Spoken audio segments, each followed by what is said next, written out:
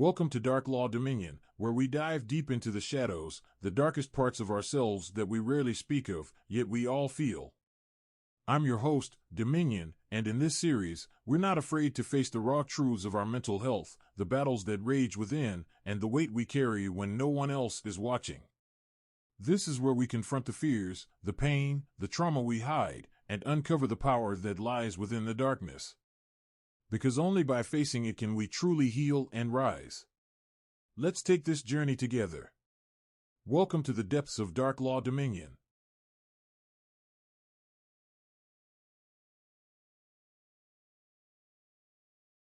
Good afternoon, and welcome to the Create Dominion podcast with your host, Dominion, and welcome to Winter Storm Day. We have a wonderful guest here for our Darklaw Dominion mental health series. Again, we are in season 2. This is episode 4. I'm very excited to be bringing you a wonderful special guest out of Miami, Florida. We have Mr. Dominic out of the Miami Beach, South I'm Beach, doing really good, Dominic. as Thank it's you. known. So, Dominic, how are you doing today? Awesome. And so, Yeah, with that being I'm said, can a you tell the reality audience a little bit and about who relationship you are? architect. So meaning I help people design the reality that they want, and I spend a lot of time focusing on that with relationships. And what I find is that I'm particularly helpful with helping people understand exactly where they are, what they're facing, what they're looking at. I tell my clients this very frequently. It says the best thing I can do is to help you see reality as accurately as possible. Not the way you wish it to be, not the way you want it to be, but the way that it actually is. And I feel once we can actually get to that point, then we can do some really good work in terms of helping them design the reality and the relationships that they want.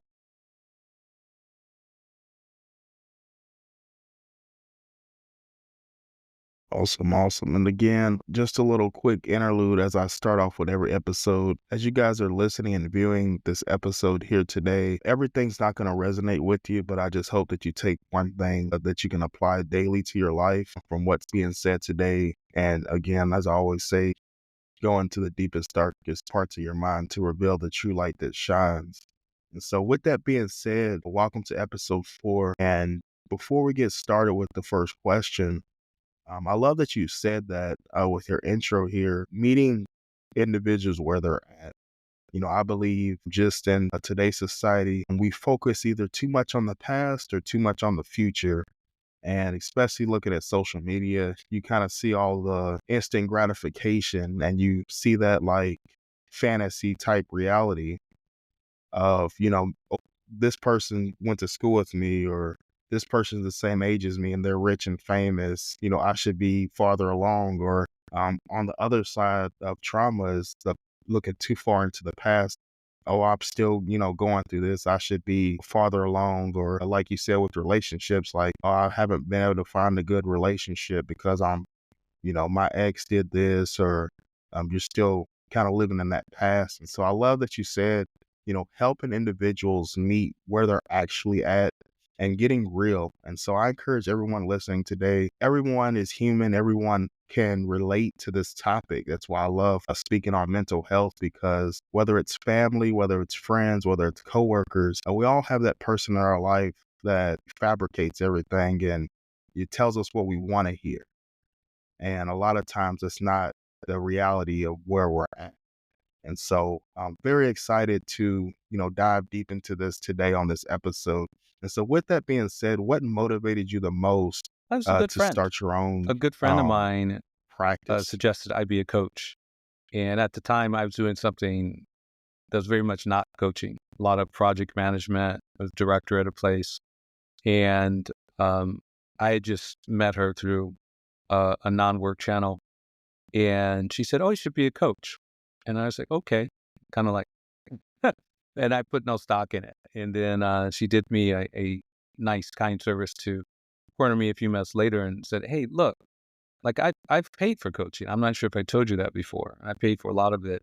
And just the casual conversations we've had where I'm not even asking you for advice and you're not really trying to give it to me. It's been very helpful. It's been much more helpful than coaching I paid for. And you should look into it. is what she said.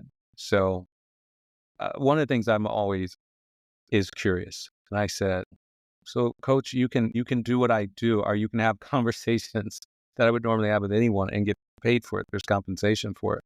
I said, well, let me look into that.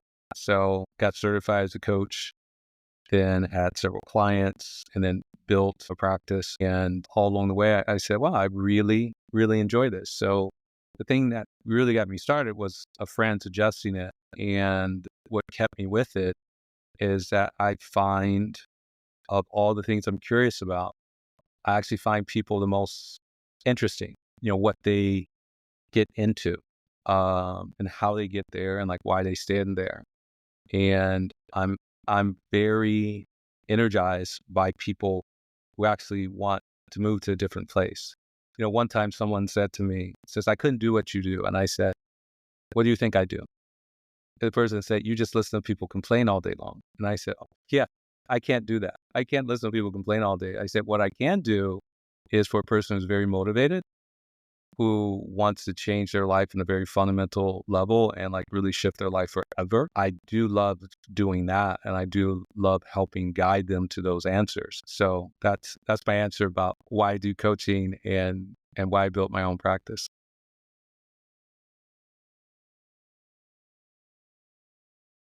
Also, I love that you said that, because one thing you said is you had a friend. And so I encourage everyone listening to have people in your circle or in your corner that you associate with that are willing to, be real with you and offer that insight, and make sure it comes from a place of authenticity. And I love that you had that friend that was able to, let you see what you may have not noticed. A lot of times we're having conversations in passing, and you know, everyone has that, like I said, that coworker, that family member, that's always giving, we call it free game, right? Or free advice. And I just love that you had that friend that, you're just probably just being a good person, and that person realizing like, hey, there's some substance with what you're telling me, and encouraging you to, kind of take a leap of faith in your own ability, and, at least look into it. And I love that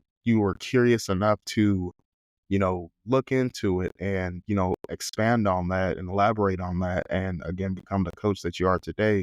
And so if there's someone out there listening, maybe you want to be a coach and you're listening like, wow, that's a great, story. I have a family member, I have a cousin that said I should be a coach. Go lean into that intuition, and again, be curious. The worst thing you can do is at least look into it. You don't have to get certified right away and, become the best coach in the world. But I encourage you to look, and it doesn't have to be coaching, whatever it is, or whatever gift you have. I encourage everyone listening that heard that story, that interlude of how Dominic got started, and, apply that to your own situation. Maybe you have a hidden gift that, people have been telling you to do, and you kind of just, say whatever or blow it Yeah, off. But I absolutely. encourage you to at least look into it. You'll be surprised where it could take you. And so I kind of want to get into a very important topic, like you said, that goes right into the main frame of what you focus on. And I want to ask, how oftentimes, people, we lack that focus. We lack that why or that purpose in life. And so when you're working with your clients, how do you, know, coach people to maybe get away from the mindset of that Well, fabricated I shift where reality their and kind of focus meet is. them where they're at? And that primary shift is to get them to focus on themselves. So when we're born, we have an outward focus, because essentially we're trying to, I would say, unbeknownst to us, we're trying to plug into the matrix. We're trying to figure out how to fit in with our parents, the mom and dad, how to fit in with our siblings, the family structure, the culture, extended relatives, whatever's going on. They actually say, I think years 0 through 7, you're in what they call theta brainwave state, which is like it's like when you're being hypnotized. That's the brainwave state. And so in this theta, you are basically just under self-hypnosis of taking all this information in. But where it shifts your focus is really outward in the world. And so what does mom want? How can I give it to her? What does dad want? How can I give it to her? What does my teacher want? How do I give this to him or her? And that kind of sets like the tone of life. That's that initial conditioning, programming, a lot of people refer to as a matrix. And it's actually very successful. I mean, people get to run all these different programs on autopilot that help them navigate through life. And a lot of those programs were developed to help keep the person safe, keep things moving, keep things very functional. The problem is at some point you run into things in life that are beyond your program, beyond your capacity. And this is where you need more resources. And those extra resources are actually internal. So instead of, say, looking at, well, if I get the next job, that'll be better. That'll give me what I want. Or if I get more money, that'll give me what I'm looking for. If I get this car, I get this partner, I take this vacation, or I buy this place, all that is an outward focus. It's an outward focus of some type of acquisition in order to create some internal feeling. And so the shortcut, and it's not even a shortcut. I mean, eventually it just becomes the only way. You have to shift internally, and you have to ask yourself things. It's a variety of questions, really, like, who am I? And why do I believe what I believe? What do I believe? How are these beliefs serving me? What could be better beliefs? What is it that I want in life, and why? And I help people understand probably a much more accelerated process than if they went to other sources, that like what you're looking for is a feeling. And that feeling is going to be something that you generate. And so you have to understand how to generate that feeling inside of you. There's this poet called Rumi. I believe he's a Persian poet. And he said, you don't have to figure out how to love. All you have to do is figure out how to remove everything that stands between you and love. And I think for what people want to feel, a large part of that is, again, looking internally, but figuring out how to remove everything that stands between them and that love. And typically what stands between them and the love, the acceptance, the joy, the happiness, it's some belief or beliefs that they're carrying that prevents them from having that feeling. And their incorrect path to get that is to get something external. So I just get them to stop that. And every time they kind of go back out, I say, okay, I heard what you said, so we're not going to do that anymore. You're going to have to figure out how you're going to give that to yourself. And actually what it is, it's a learned skill. And so people think, you're either a happy or sad person. And it's not true in either case. Like, sadness is a choice. Happiness is a choice. Joy is a choice. There's so many things that are choices. Even love is a choice. And so not only do you have to decide that's what you want, but then you also have to develop the skills to actually create that. And so if you want to learn to swim, you got to learn how to swim. And at the beginning, it's going to get awkward and you're going to take in a lot of water. But, if you keep at it, you'll get better. Same thing with riding a bike. You may fall several times, but eventually you'll get the hang of it. So yeah, if you want to be happy, you're going to have to practice being happy and getting there. And that's not going to come from the external. So that's how you get people to focus on the real.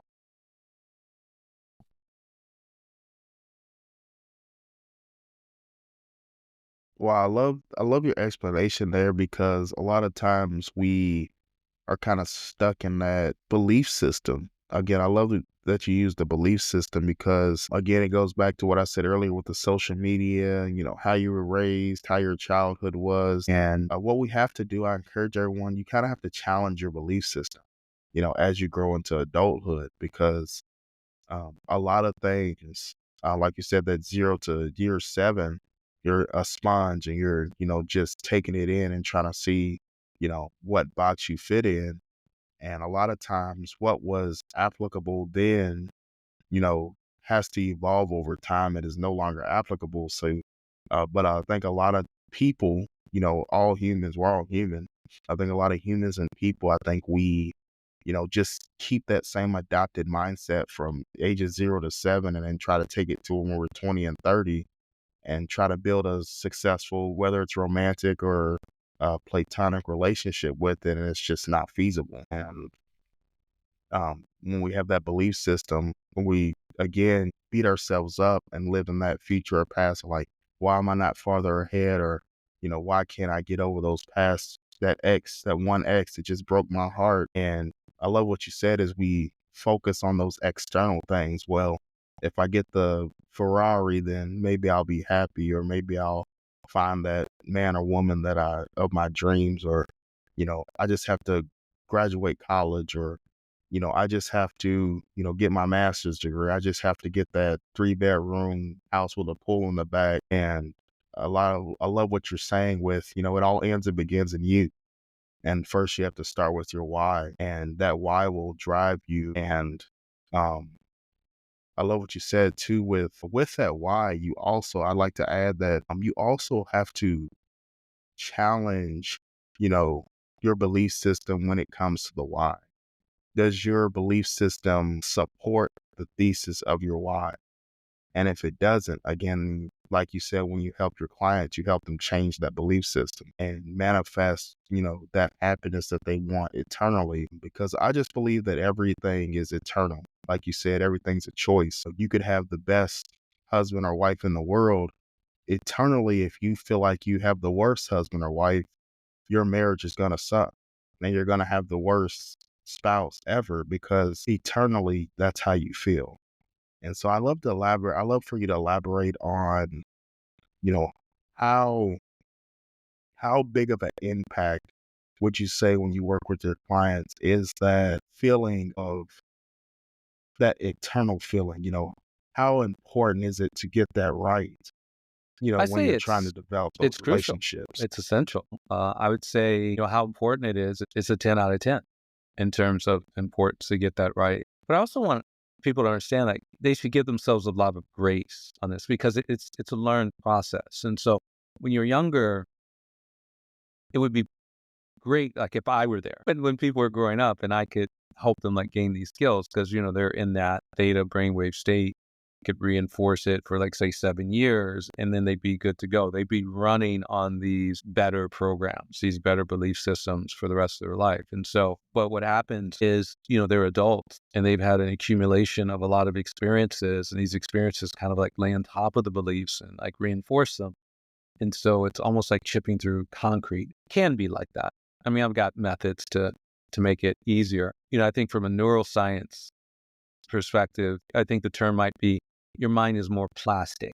It has more plasticity when you're younger, meaning it's easier to make new connections, new neurons. And so when you're older, it can take more time. It doesn't have to by definition, but it can take more time.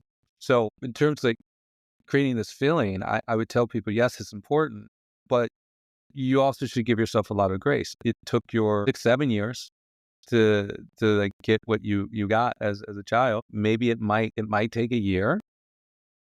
It might take 3 years working with someone and having like new beliefs reinforced, because not only do you have to have, it's kind of like a stack.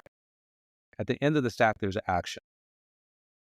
And so when you take action, you always get a result. And so what people run into that come to work with me is they're taking certain actions and they're getting results that they don't care for. And like one result is a feeling. Another result could be getting fired from your job. Another result could be like your relationship ends and you don't want it to. But if you go down to the root of that stack, at the very bottom of it, it's identity. It's how you see yourself. And that's why I said earlier, you have to ask yourself, like, who am I? If you ask some people that, like, who are you? They'll say, well, I'm a person with not much worth or value, or I'm a person who doesn't like myself that much, or I'm a person who doesn't try, these type things. And it actually doesn't matter, because it's just where they believe, but some beliefs are better than others. That's the thing. So we're looking for optimization. At the top of the stack, we're looking for top results. And so at the bottom of the stack, we have to have like the top identity, the best identity. And so as you go up to the stack, there's identity, and then there's like beliefs, there's thoughts, there's behaviors, and there's actions and the result. So I really spent a lot of time with that identity and beliefs at the bottom of the stack, because working on that gives me the result, gives the clients the result that we both want at the end of that. So the feeling is super, super important, but even at the root of the feeling is the identity and the belief structure. And so that's a crucial place to spend the time.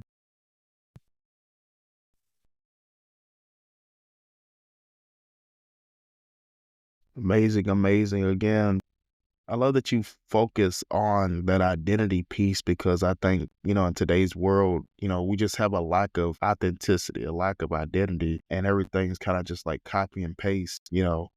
I feel whatever, I feel, when I'm watching TV, or again, when I'm scrolling social media, or like going back to the belief system that we've been talking about throughout the episode. My parents said I should do this, or I grew up like this, so this is, how it is, or this is just what it's meant to be. I used to always, in my earlier years of dating, that was always like that terrible cliches statement I would get from women of, oh, that's just how I am, or, that's my zodiac sign, or, whatever. And it's just not, not realistic. You can engineer who you want to be. And so I just encourage everyone out there listening and viewing, one, stop blaming your zodiac sign for your behavior. And two, again, if you want to change, you have that power to change. And so with that being said, I know there's somebody listening on here that's going to say, how do I show myself grace and start that journey? What are some tips that you would give maybe someone that's, kind of younger, or never really asked them that question of who they are? Yeah. What's some tips that you would I give mean, them to I'll say get two started very on that core journey? things, and they've come up before, but we can emphasize them. It's be curious and be without judgment. Don't judge anything. That's really the core of it, because those are both little seeds that can really just grow and blossom into like a wonderful garden for people that can then reflect a better outside world. And so, you just mentioned like in your dating, it sounded like some of the women told you, I'm just this way. I'm just my zodiac sign. What would have been better is when you said something to them is they asked themselves aloud or internally, it says like, why am I this way? And so, okay, so I'm this zodiac sign, so I'm a Scorpio. That's kind of the villain in the zodiac signs, right? Scorpio. So okay, so I'm a Scorpio. Why are Scorpios this way? Is this the best Scorpio I can be? Is there a better Scorpio out there? Who are famous people that are Scorpios, and what are their characteristics? What have they gone through in life? How can I be a Scorpio and be very compatible with the people I choose to be compatible with? And so people make statements, which I don't think is very valuable, because a statement's a conclusion. A statement is like a closed door. It's a closing of the door. But when you remain curious, you ask questions, like the door is always open.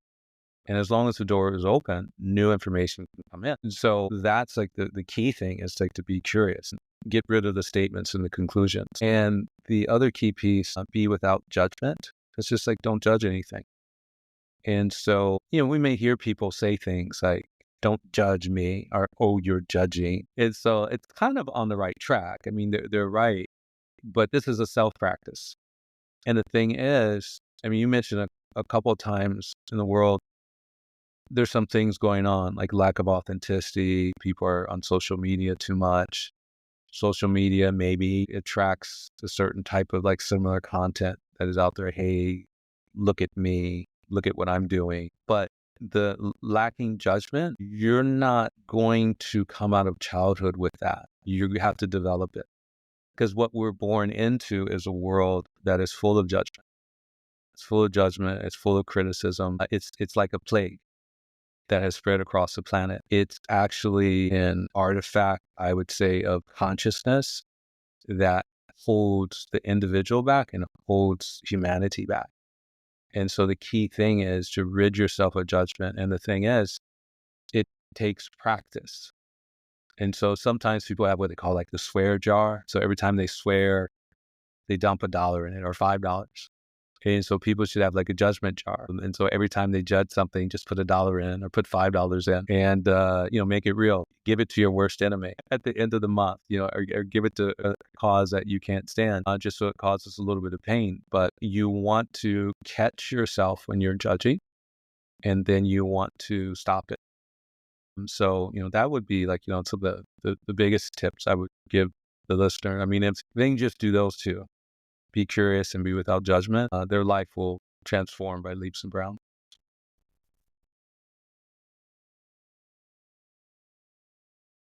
I love those two, again, very concise but very impactful tools that we can use as humans. And I love that judgment piece because we always used to say, especially growing up in church, only God can judge. But in reality, I was actually having this conversation earlier just amongst a friend. And, in reality, like you said, everything in life is judgment, and it's not just court or anything. It's, in school or, it's childhood with your parents, don't wear this. It won't look right. Why are you wearing those shoes? Why'd you get your hair cut this way? Why are you dating this girl or this guy? Or, everything in life is judgment. Go to, why are you working that job? Why do you make so little? Why do you work so much? Again, those are just some quick examples, but again, like you said, life's full of judgment. And I love that idea, again, to elaborate on what you said there, create a judgment jar and give it to your worst enemy at the end of the month. I love that.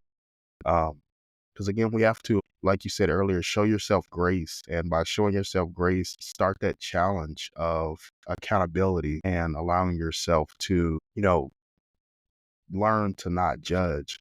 And again, like you said earlier, it's going to take time. That's why you show yourself grace, because you're going to have to really, work on that. And just to elaborate everything you said so far in the episode, everything's going to take time. It's not I'm going to listen to this podcast episode and 5 minutes after it's finished, I'm going to do all the things and be perfect, right? It's not reality. But again, like I mentioned at the very beginning of the episode, take that and resonate with it. As soon as the episode's done, write, make that judgment jar, put it in your kitchen, put it on your bedroom dresser, and it doesn't even have to be like $1 or $5. It could be simple as quarters. Every time I judge someone, I want to put a quarter in there. And then when I feel it, whatever it is at the end of the month, I'm going to take it to Coinstar and then I'm going to give it away, to, again, like your worst enemy, or, I'm just going to, give it away and just look like, wow, I had $50 of quarters in the month and I could have used that on groceries or gas, and I just had to give it away. Again, like I said, make it hurt. And that way you'll learn from it. And then the next month, it might go down to $25. And again, what we're saying is, make progress. It's about the process. It's not about perfection. And so as long as you're progressing, and then maybe the next year, that same month, you're down to $1 and you started at 50, and then look, it might take you a year, might take you 3 years, like Dominic said earlier, but again, you made that progress and you can self-reflect on, wow, I heard this podcast episode a year ago that said start a judgment jar. And, I was spending all this money judging people, and now I'm, making money because I'm not judging. And so, it's just about encouraging each and every one of us to, again, start breaking down those barriers and become your best version of yourself. That's the ultimate goal. And so with that being said, I kind of want to get into, I know you said you're focused on the relationship side of things. And so I know we've talked about, how to find oneself and find your why. What are some common what are some commonalities of some of your clients that you Well, see with if we why focus they on seek your relationships, counsel? it's typically disappointment in relationships. So disappointment can be a series of failed relationships. Disappointment could be being in a relationship and not being happy with it. It can also be an inability to meet someone, or it can just be like a fear. You're not in the dating market because you're afraid it has nothing to offer you, or you're just afraid of being hurt, or you're afraid of being taken advantage of, that type of thing. So those are some of the commonalities of what comes in. And I would say for all of the clients, in the background, they don't know it, but what we're going to work on is increasing like their consciousness. And so I can say that a different way, like increasing consciousness, it's like going higher and higher up on, say, like a mountain. And the lower you are on the mountain, the less you can see, the less perspective you can see. You can't see that far. But the higher you go up, when you take a look, the more you can see. You see more what's present. And so just by virtue of going higher, you see more means that you have more information taken in, which means your perspective is better.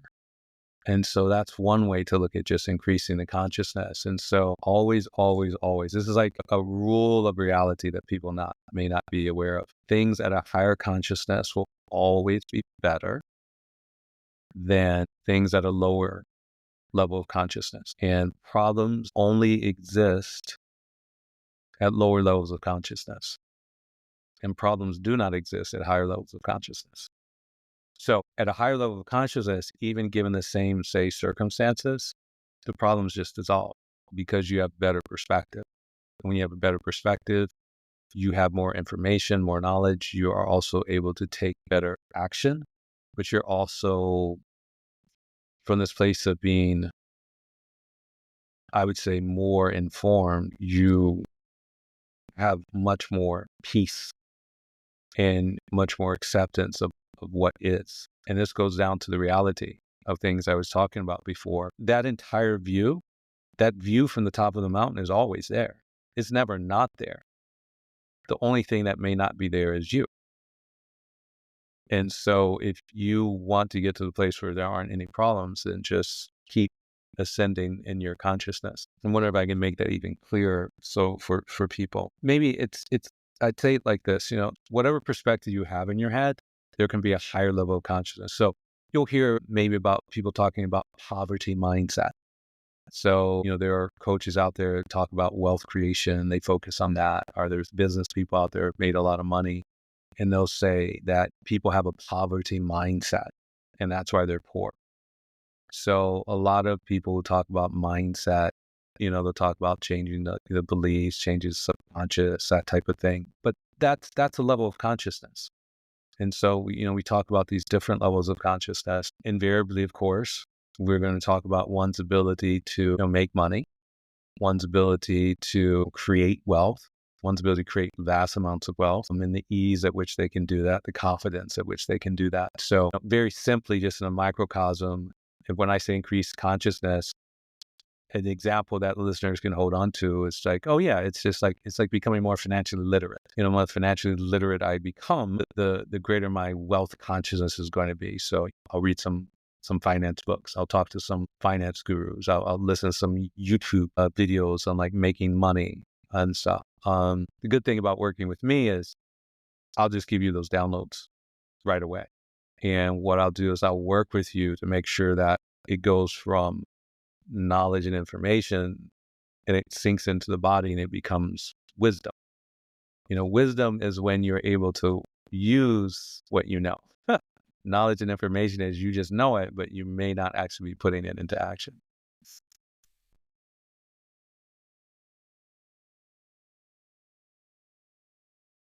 I love that what he said is knowledge versus wisdom. Again, knowledge is not the knowing of it. The wisdom is the actual application and being able to use that. And To elaborate on that, I also want to use the word awareness. To be wise is to use the knowledge that is applied, but also in the correct situation.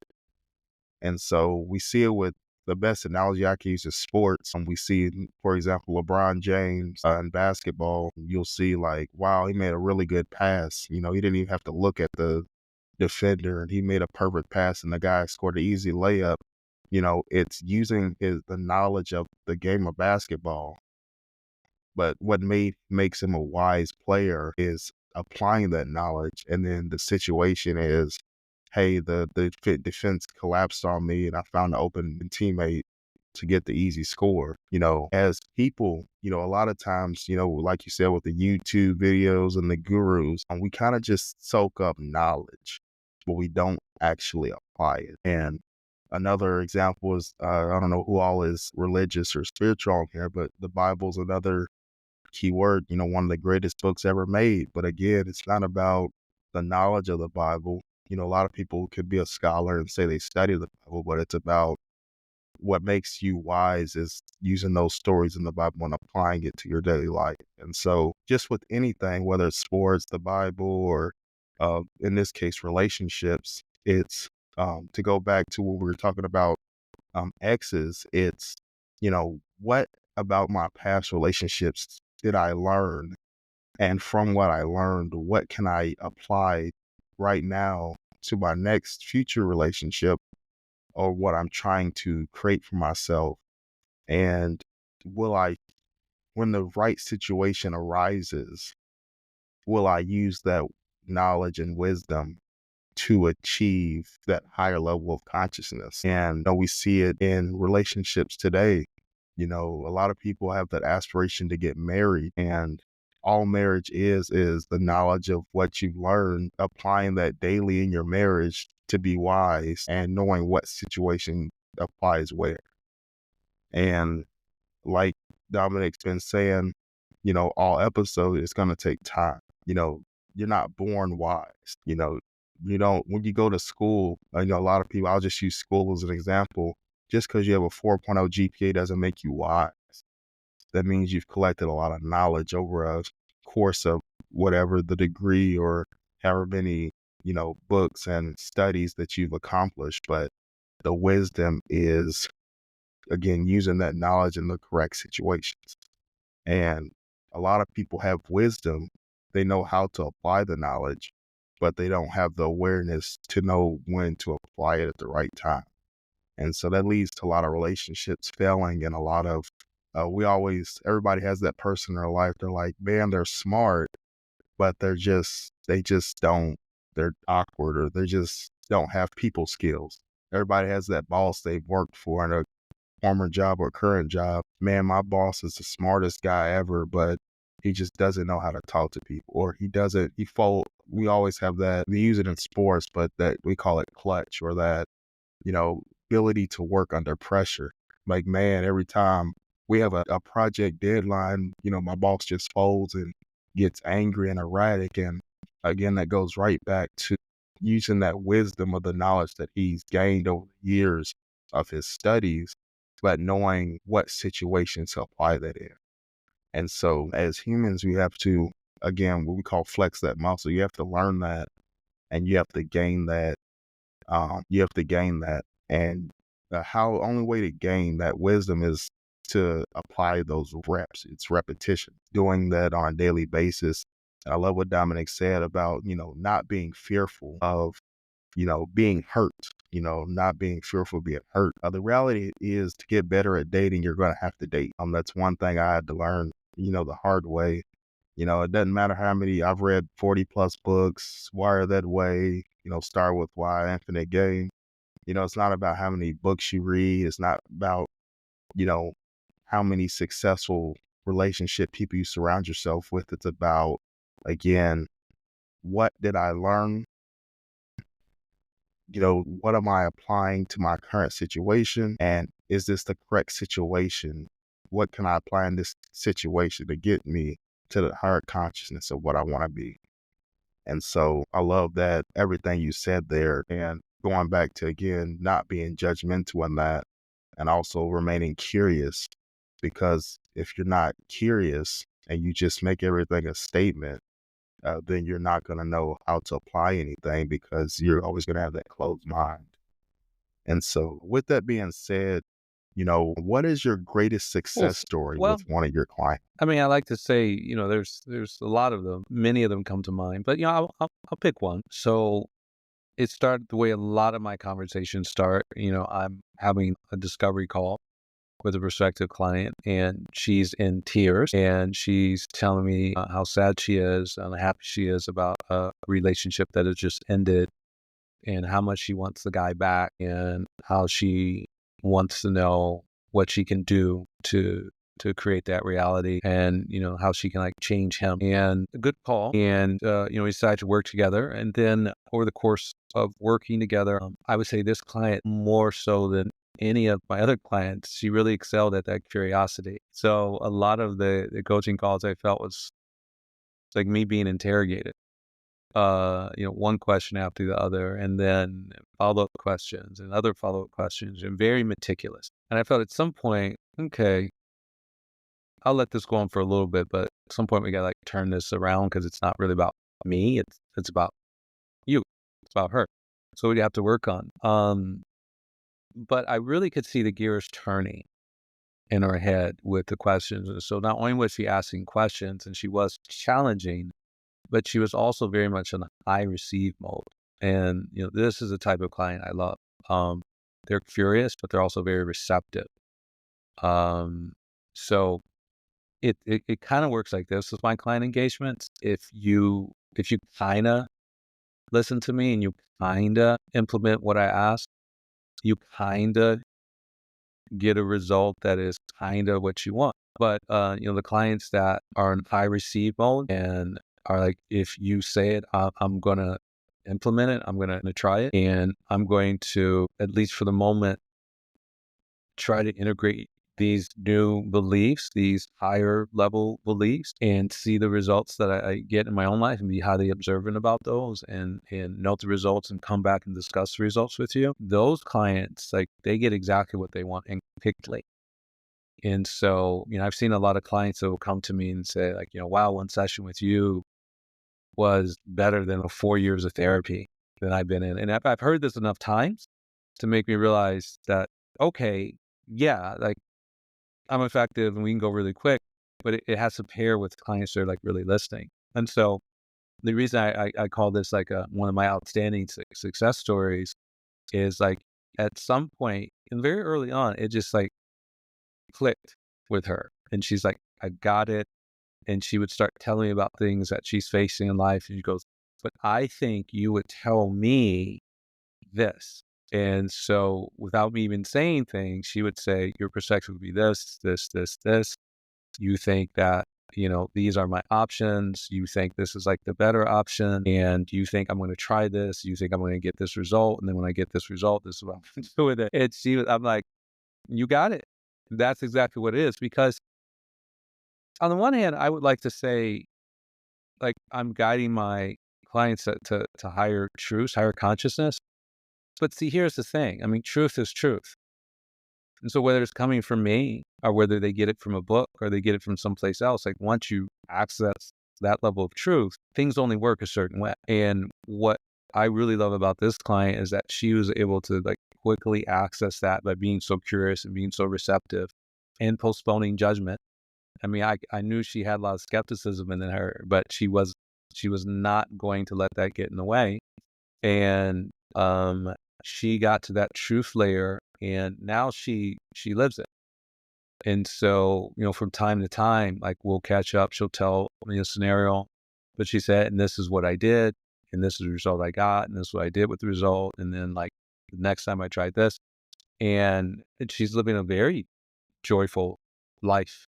And, it's not necessarily part of the success, but she's also referred many clients to me. And when I get them on the phone, I don't even have to really say anything. It's just like, she said I should work with you. And here's another thing I like about it. And because of the way she is, and because I know how she was before and the way she is now, I can see the difference. I want what she has. And she tells me the reason she has this because she worked with you, so I want to work with you. So that's rewarding on all sorts of levels as a coach. And so that's why I picked that as my biggest success.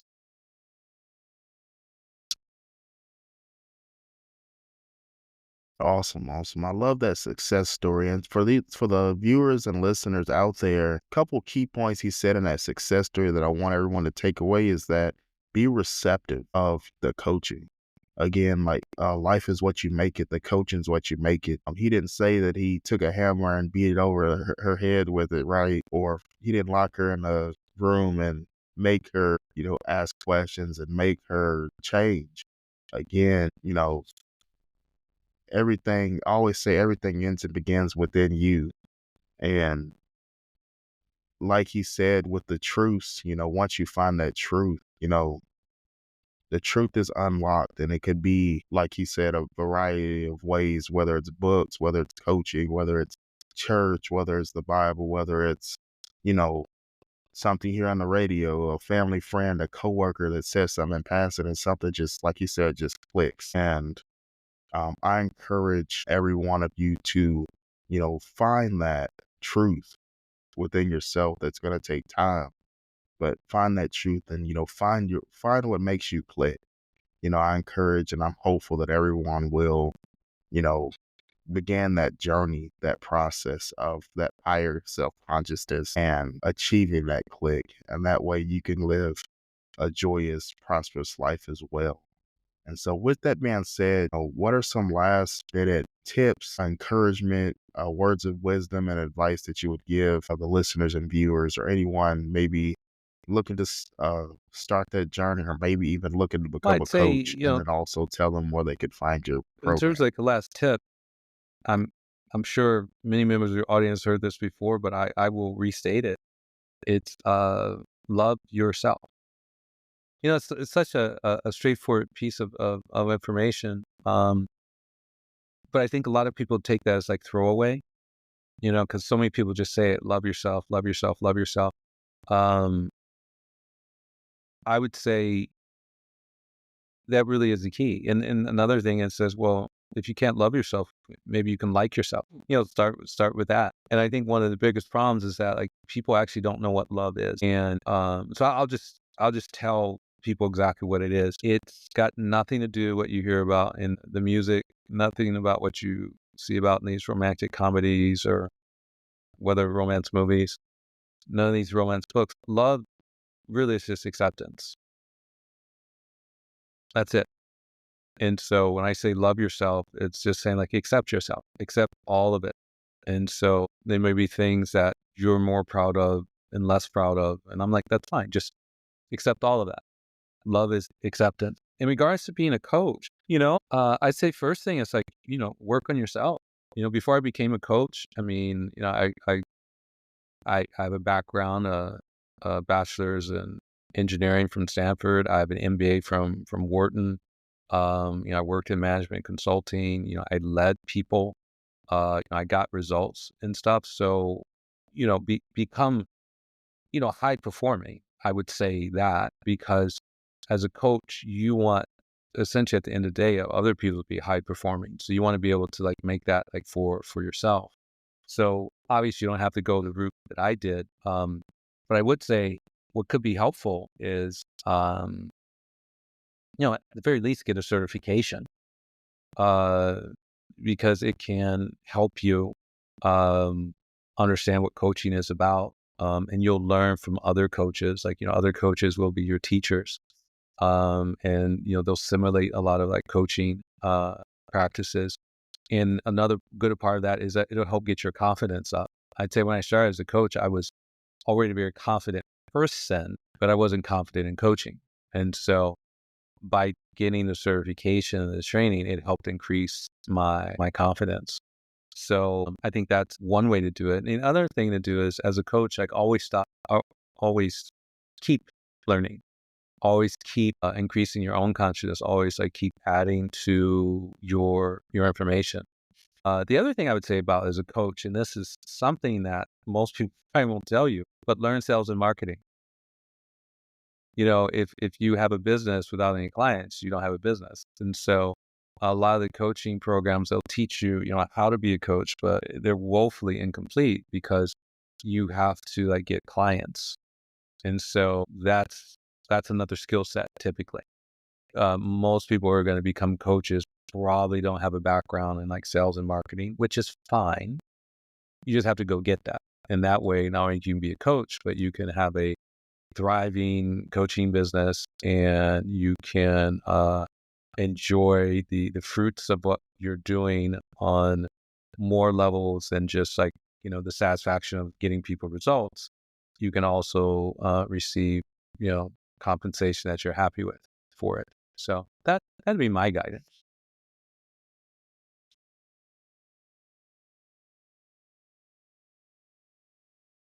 Awesome, awesome. Again, it's been a wonderful episode 4 on season 2 of the Darklaw Dominion Mental Health series. Y'all, again, it's been a very impactful episode. There's so many nuggets that you guys could take away and apply daily to your life.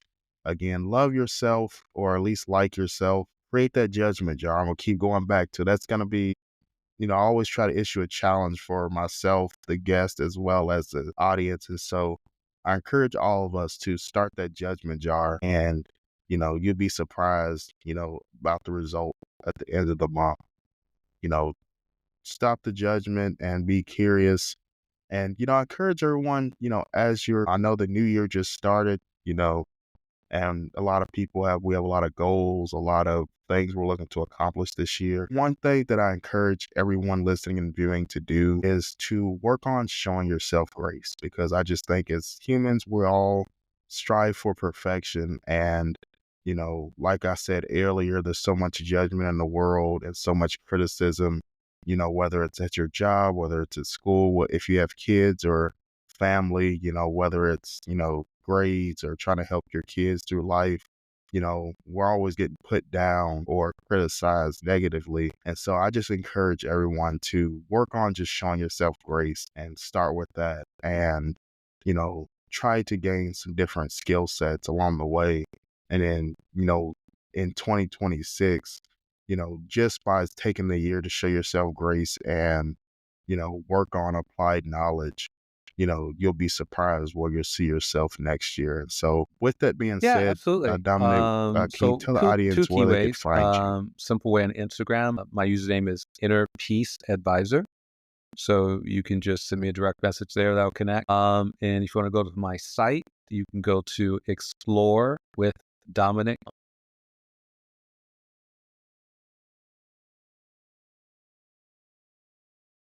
Awesome, awesome. And again, this will be in the bio of the episode. And so you guys can be sure to check them out, give them some follows. And again, anything that was spoken about or, elaborated about in this episode, I encourage you to reach out, gain some clarity, or, maybe you want to work with them as a coach. I encourage everyone listening and viewing to, seek higher counsel is what I always say. And so if there's anything that was said here that you're like, oh, I want to learn more, or, I'm curious, again, like we said, be curious about that, feel free to, shoot him a DM or browse his website. And so with that being said, I appreciate everyone on episode 4 here, season 2 with Dominic Petty out of South Beach, the Miami, Florida. I hope everyone has a great rest of their new year. Hope everyone's safe during the winter storm as well, and look forward to seeing you again next time on Darklaw Dominion Mental Health. This has been Thank you, Dominic Dominic. and Dominion. Until next time, thank you. Thank you for joining me on this journey into the depths of Darklaw Dominion. Remember, it's in the darkest parts of ourselves that we often find the greatest strength. Facing that darkness is not a sign of weakness, it's the path to healing, growth, and reclaiming control of your life. If this series resonates with you, or if you're looking for more empowering stories on healing and reclaiming your power, make sure to follow Decree of Dominion on Facebook, Spotify, and YouTube. There, we continue the conversation on mental health, domestic violence, and relationships, offering hope and support. Until next time, keep exploring the shadows, keep seeking your truth, and keep fighting for your light.